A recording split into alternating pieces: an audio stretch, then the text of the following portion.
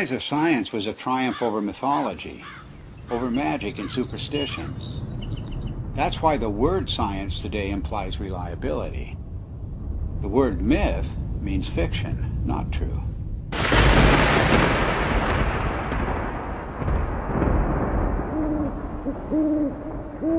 And it turns out that the key to understanding the myths is the same key that is now helping us to understand objects in deep space, to understand the workings of the physical universe. That key is electricity. It was 33 years ago that I first began to wonder about these preposterous stories told around the world, what we call world mythology.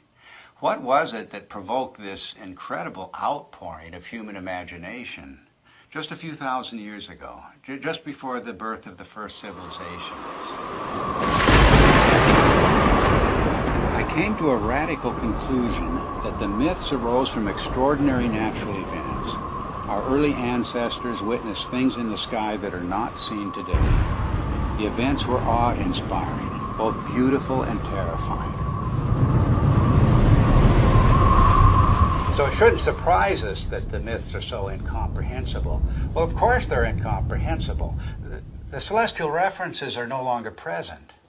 It was in 1994 that I was invited to come to the US to attend a conference which was dealing with the possibility that the ancient sky, as witnessed by our earliest forebears, was different to the one we see today. I'd been interested in this kind of idea because it could only be explained in terms of electromagnetic influences within the solar system. So it came as a bit of a shock and a surprise to see David Talbot showing slides at one of the sessions at the conference, which I recognized immediately as being similar to those of electric discharges in the laboratory.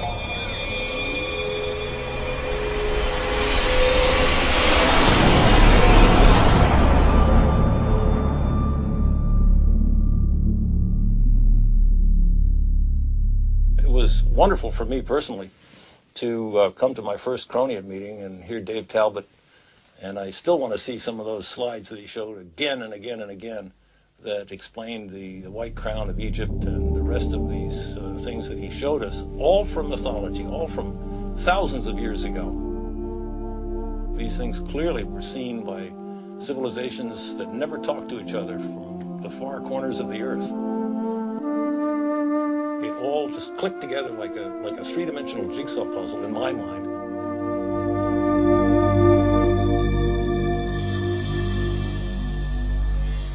A breakthrough for me came when I realized that many different cultures spread around the world use different words, different symbols, different myths to describe precisely the same formations in the sky.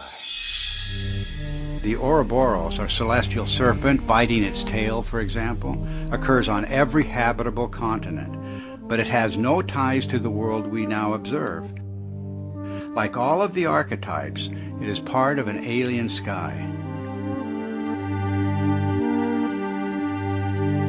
A cosmic column rising to the center of the sky, holding aloft the wheel of heaven. And much more than a wheel, because this was the revolving cosmic temple, the city of the gods, the kingdom of heaven, always resting on the cosmic column.